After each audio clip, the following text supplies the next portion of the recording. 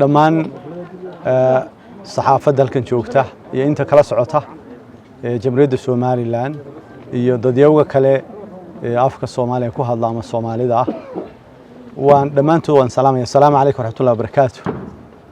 Waxaan si gaar ah u salaamaya oo ugu hambalyeynaya oo bogaadinaya dadka reer Somaliland oo ay maanta tahay guul weyn oo qaranka Somaliland gaaray inay doorashooyinkii isku sidkanaa ee madaxtooyada iyo xisbiyada u dhaceen si nabadgelyo leh oo ku dhamaadeen.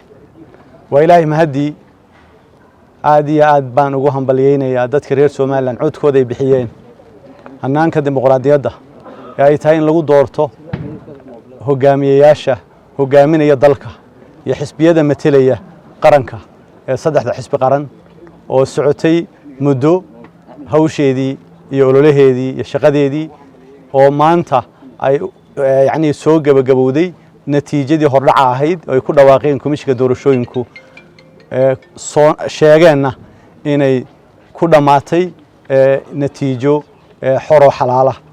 annaguna aanu qirayno inay ahayd natiijo xor iyo xalaal ah. waxaan ku hambalyeynayaa mar labaad iyo mar saddexaadba jamhuuriyadda qaranka Somaliland meel kastuu joogo qof kastoo muwaadin ah oo ka qayb qaatay iyo midkan ay u suurtoobinba waan ku hambalyeynayaa. waxaan u mahad celinayaa dhammaan dadka doortay xisbiga wadani ee doortay madaxweynaha cusub ee la doortay Cabdiraxmaan Maxamed Cabdilaahi ku xigeenkiisa.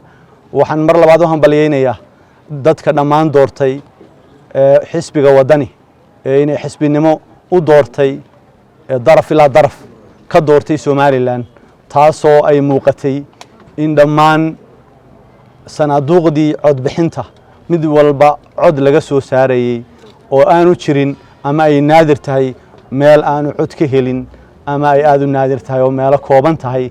marka dhammaan dadka reer Somaliland waan ku hambalyeynayaa doorashadii doorteen xisbiga hogaamintiisa iyo gudoomiyihiisa anigu aan ahay madaxweynihiisa ay doorteen aan soo sheegay madaxweynaha ku xigeenka ay doorteen waan ku hambalyeynayaa waan bogaadinayaa waanan uga mahad celinayaa.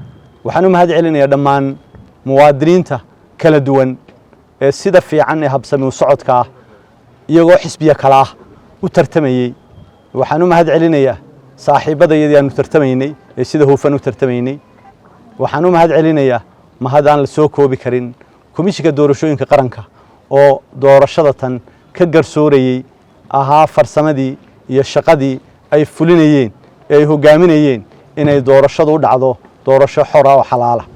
waxaan sidoo kale u mahad celinayaa madaxweynaha jamhuuriyadda Somaliland madaxweynihii hore waxa weeye waqtigan maanta madaxweynaha cusub la doortay madaxweynaha hore Somaliland oo isaguna suurto geliyay qabashada doorashada madaxweynena si waxa weeye sharciga ku sii ah ilaa 13 December intii uu shaqaynayayna runtii de aanu ahayn xisbiya mucaarada iyo xukuumad joogta.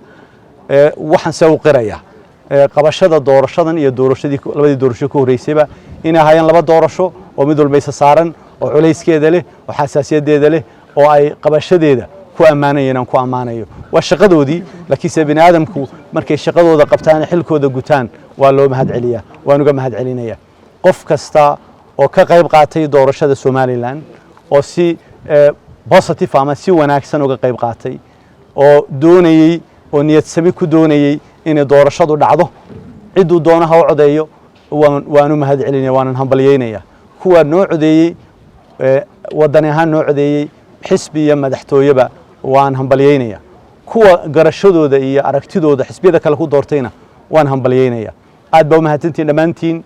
Somaliland guul insha Allah taala wadani guul idinkuna guuleysta dhammaantiin. Salaamu calaykum waraxmatullaahi wabarakaatuh.